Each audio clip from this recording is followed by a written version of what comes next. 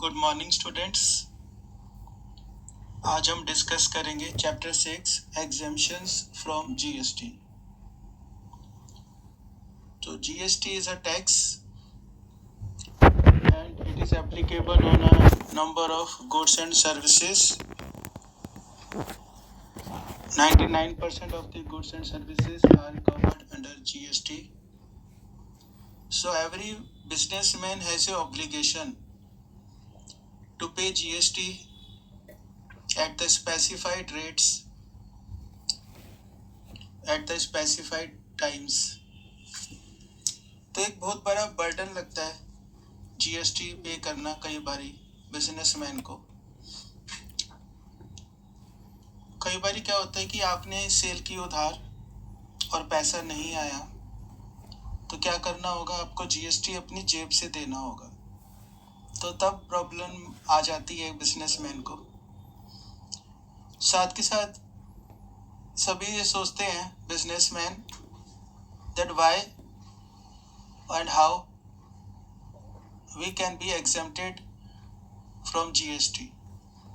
GST से कैसे बचा जाए, क्या करें हम, ऐसा क्या बिजनेस करें कि हमारे गुड्स या सर्विसेज जो भी हम सप्लाई कर रहे हैं वो जीएसटी से बच जाए, उसके ऊपर जीएसटी ना लगे। तो वही हम सब स्टडी करेंगे इस चैप्टर में, चैप्टर 6 में, एग्जेम्पशंस फ्रॉम जीएसटी। तो एक बार हम पहले से रिकॉल कर लेते हैं what is GST. So GST is a tax on supply of goods or services except alcoholic liquor for human consumption at specified rates under regular registration or under composition scheme and payable by a taxable person. And what is supply? This also we discussed earlier. Supply involves movement, transfer,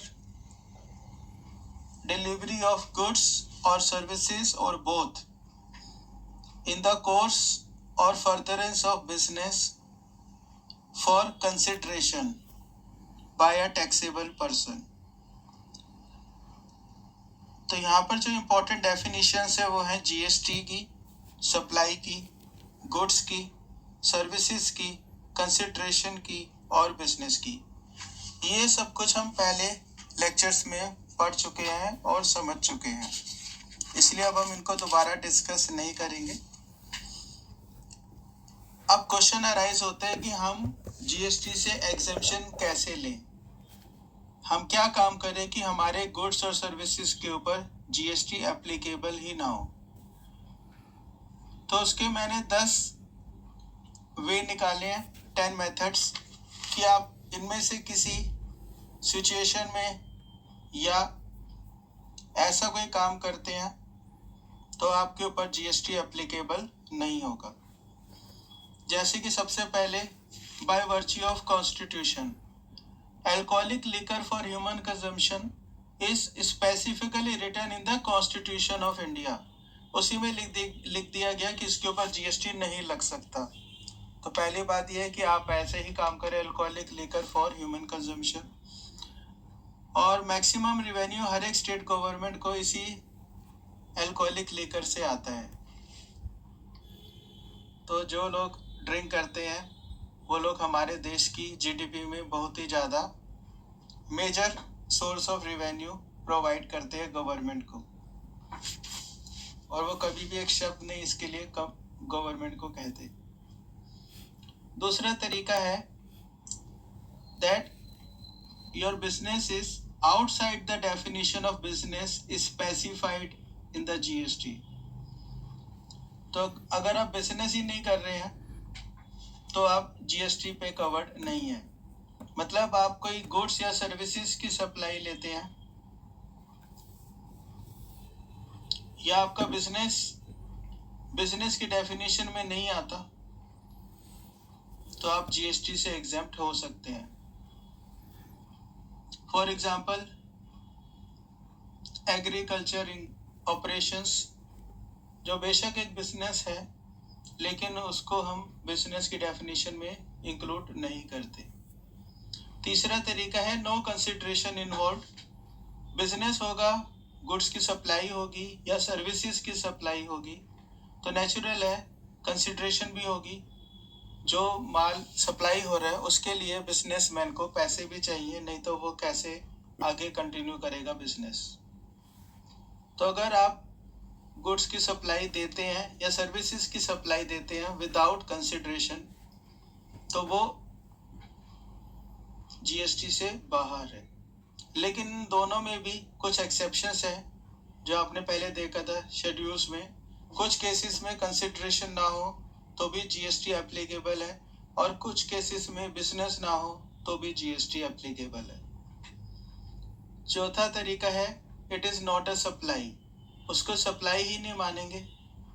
अब supply नहीं मानेंगे वो भी हमने पहले discuss किया था।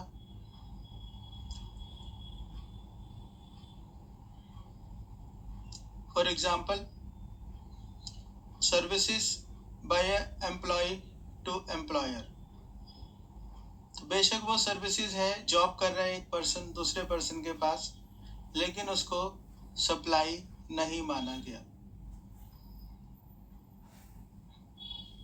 ये भी हम शेड्यूल में पढ़ चुके हैं। जिसके बाद हम फिफ्थ वे है such goods are not covered under the definition of goods. जैसे हमने पहले देखा था मनी एंड सिक्योरिटीज, तो मनी एंड सिक्योरिटीज के ऊपर जीएसटी नहीं लगता। The next is it is not covered under definition of services. जैसे कि अभी मैंने बताया जॉब जो करते हैं, एम्प्लॉयमेंट करते हैं, यह हमने देखा था सर्विसेज की डेफिनेशन में मनी एंड सिक्योरिटीज भी नहीं आता। Then next is zero rated supply. Zero rated supply का मतलब है एक्सपोर्ट्स आउटसाइड इंडिया और exports to special economic zones units. In such cases supply पर जीएसटी एप्लीकेबल है सिर्फ जीरो रेट, मतलब कोई जीएसटी नहीं देना। लेकिन इस केस में आपको कंप्लायंसेस करनी है रिगार्डिंग इंफॉर्मेशन, कि आपको इंफॉर्मेशन देनी है आपने पूरे मंथ में कितने अमाउंट की एक्सपोर्ट की है, जिसके कारण आपको कुछ बेनिफिट भी मिलता है, like refund of input GST. इसके अलावा अगर आप रजिस्ट्रेशन कराते हैं अंडर कंपोजिशन स्कीम, तो आपको नॉर्मल रेट जो 5% या 12% या 18% या 28% हो सकता है, उसकी जगह पे आपको सिर्फ 1% या 5% या 6% के अमाउंट से ही आपको जीएसटी पे करना होगा। तो लोअर अमाउंट ऑफ टैक्स का बेनिफिट मिलता है अंडर कंपोजिशन स्कीम। एक और तरीका है कि you are not covered under definition of taxable person. आप टैक्सेबल पर्सन की डेफिनेशन में ही कवर नहीं होते, ये भी हम पहले डिस्कस कर चुके हैं। और फिर यहाँ पे आता है ये exemptions granted by the government, कि गवर्नमेंट ने क्या कहा कि इन गुड्स की सप्लाई पर और इन सर्विसेज की सप्लाई पर हम एग्जेम्पशन देते हैं कि आपको जीएसटी नहीं लगेगा। और ये ही इस चैप्टर में स्पेसिफाइड है कि कौन से गुड्स और कौन से सर्विसेज पर एग्जेम्पशन ग्रांट की गई है गवर्नमेंट ने कि इसके ऊपर जीएसटी एप्लीकेबल नहीं होगा। तो यही हम डिस्कस करते हैं अब चैप्टर 6 में।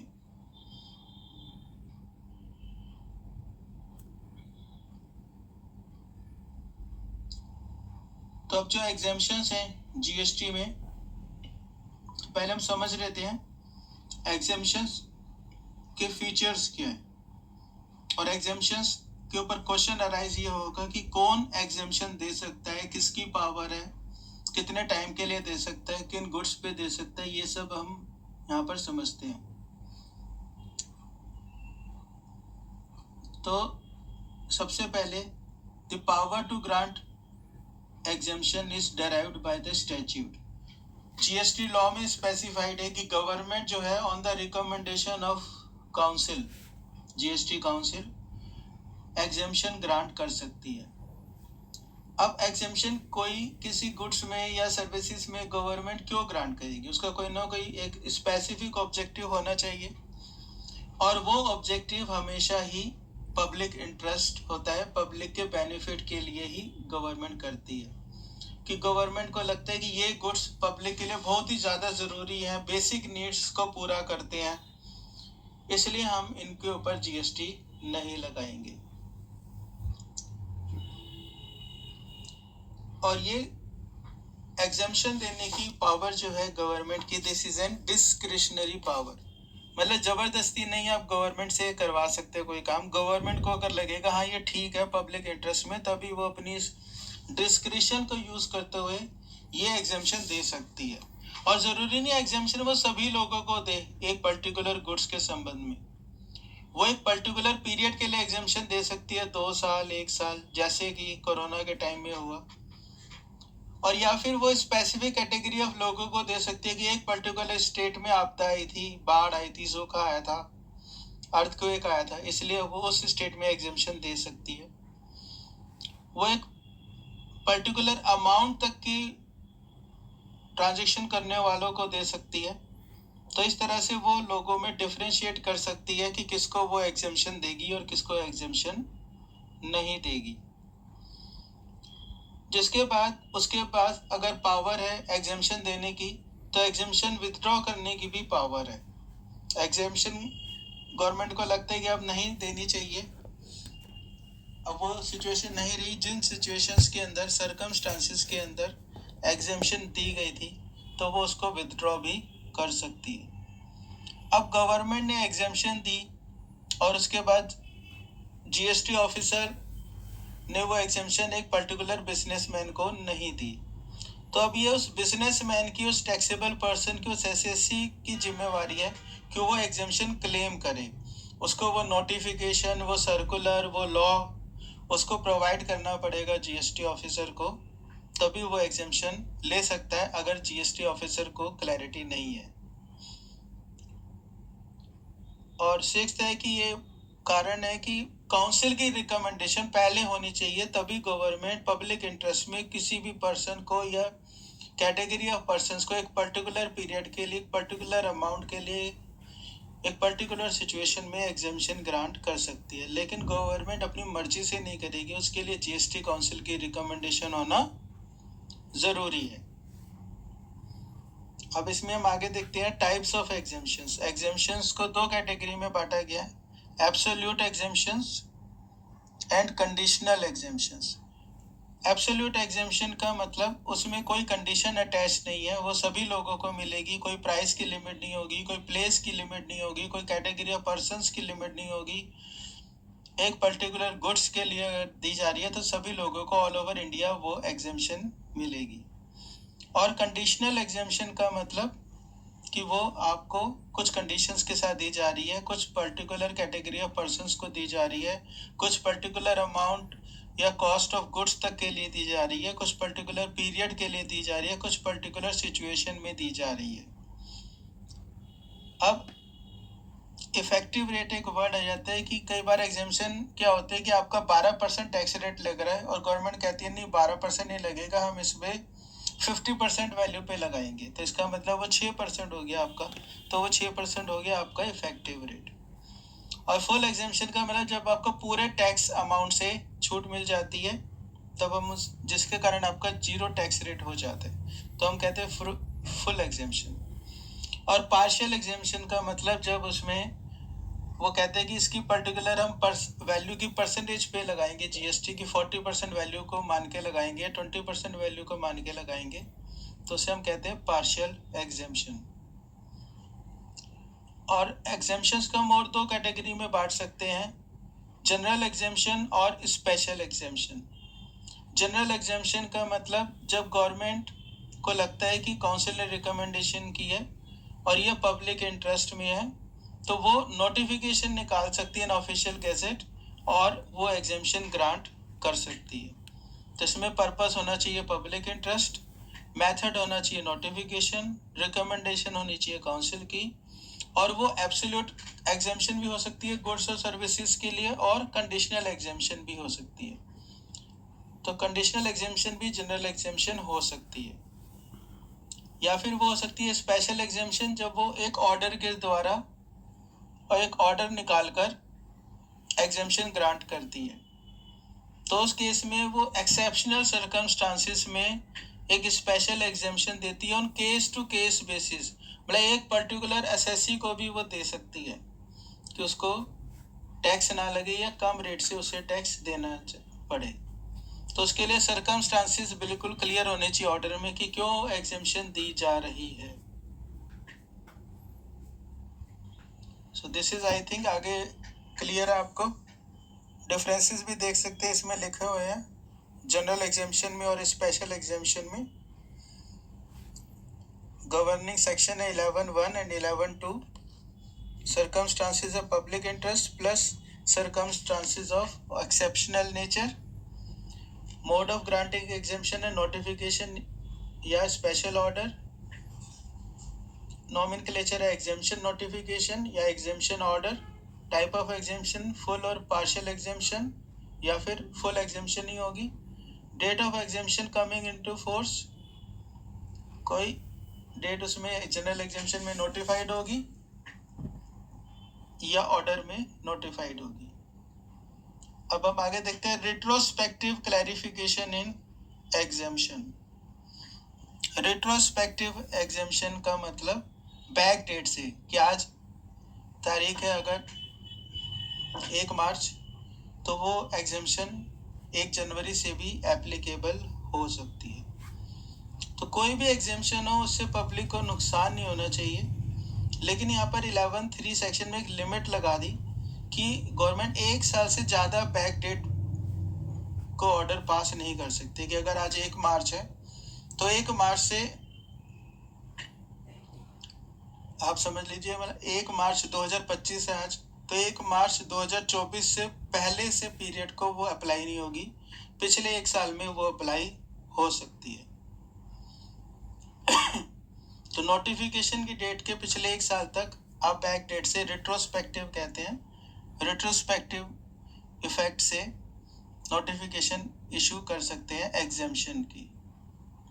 ये पब्लिक को हार्डशिप से बचाने के लिए नॉर्मली ऐसा किया जाता है। अब कई बारी गवर्नमेंट ने कहा कि आपको कम रेट से टैक्स देना है, लेकिन बिजनेसमैन इसमें कई बारी चालाकी कर जाते हैं, वो पूरे रेट से टैक्स लेना चालू रखते हैं, कंटिन्यू रखते हैं। तो उस केस में अगर वो ज़्यादा रेट से टैक्स लेते हैं नोटिफिकेशन आने के बाद, तो उस केस में उनको वो एक्स्ट्रा पे करनी होगी। अब हम इसके बाद आगे समझते हैं गुड्स एग्जेम्प्टेड फ्रॉम जीएसटी।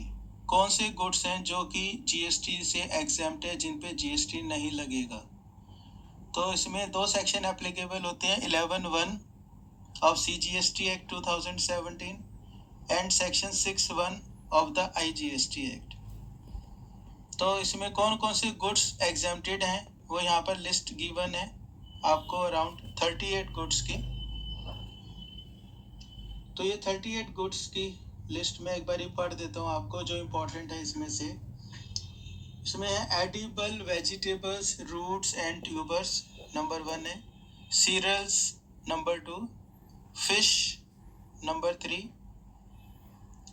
लेकिन फिश में फ्रोजन या प्रोसेस्ड नहीं आएगी। फ्रेश फ्रूट्स एंड वेजिटेबल्स, इसमें भी फ्रोजन और प्रोसेस्ड नहीं आएंगे। मीट, इसमें भी सेम चीज़ है। गुड़, coconut water, silk worm, raw silk, silk waste, wool, cotton used in Gandhi topi, cotton used in khadi yarn, coconut, coir fibre, jute fibre, raw process, puja samagri, live animals except horses, horses पर GST है। All goods of seed quality,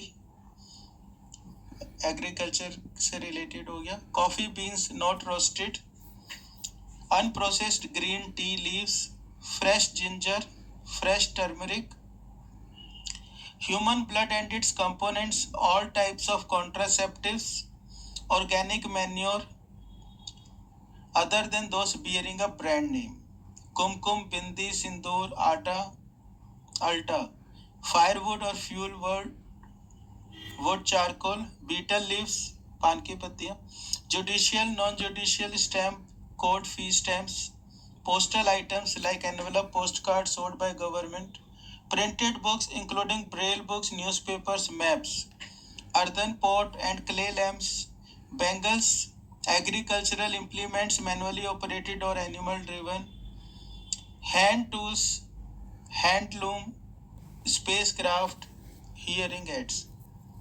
तो इन सब पर GST applicable नहीं है, ये goods की list है।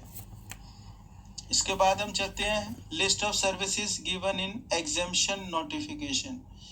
तो इसमें 100 से भी ऊपर सर्विसेज हैं जो कि गिवन है जिनके ऊपर जीएसटी एप्लीकेबल नहीं होगा, तो इनको हम आगे डिस्कस करेंगे।